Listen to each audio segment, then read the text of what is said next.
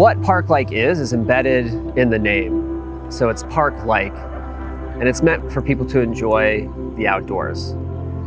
But what it also is ecological-like, and it's also watershed-like, because we've taken the elements of native plants and water and introduced them into the site so that we have this multifunctional space that's about people, but it's also about creatures and plant material and stormwater. So I had known about Chris Carl's work over in Granite City at the Art and Design District there, and had been following it for quite a while. When I was thinking about what could we do at this site, a landscape-inspired project seemed to be the most fitting. We have so many of these same kind of situations where we just have empty lots or parking lots that don't get used anymore, and they're really just there to serve one function. And so if we can look at these kinds of spaces as a way to be multifunctional, so it's not just for people, but there are projects that are starting to look out into the broader ecological context and like, how can we create something that's doing more than just one thing? Here, the first thing we discovered was there's all of this water to the east of us that just goes into the storm sewer from a neighboring property. And so the first thing is like, the most obvious thing is like, well, let's capture that.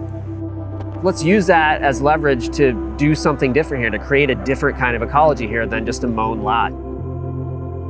So then we're able to bring all this water into the site, and it changes the dynamics of what the ecosystem can do here.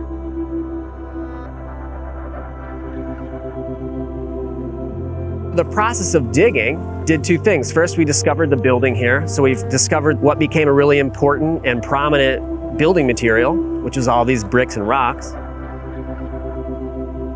And then we didn't know how deep we were gonna go. We started digging, we started pulling dirt up, and we started mounding it to get it out of our way. And as we mounded this earth, we had to make paths with our little machines. And then the paths sort of started to articulate a really nice way to move around the site. So then we took that information, went back to our drawing, and formalized those paths.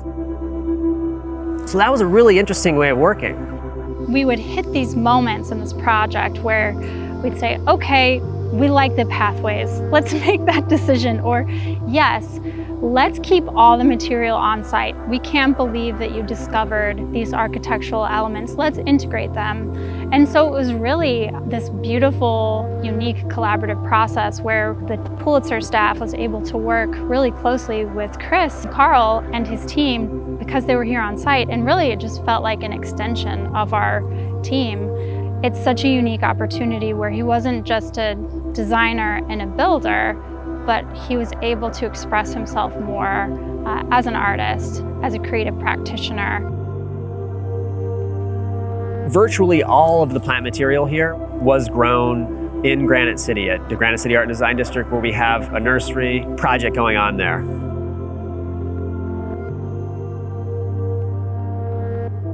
If we use more native plants, then there's more relationships with the larger ecosystem.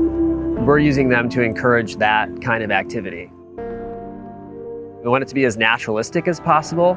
We try really hard to not create a sense of order in the planting. And we use spontaneous plants with native plants and accept them into the mix. There are things that we control, but by and large, we're letting these other plants express themselves.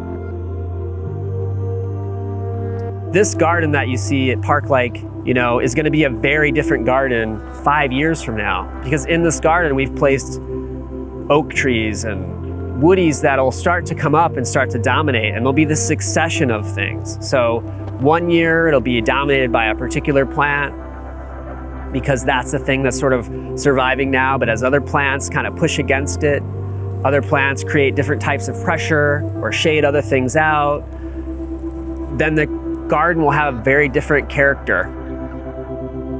For someone who just casually comes into Park-like, I really want them to feel a sense of discovery. I want them to wander.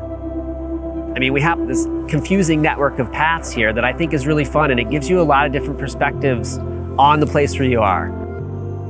But I think it's great to put this kind of planting and these kinds of plants in the public view, to look at them, to appreciate them in a different way.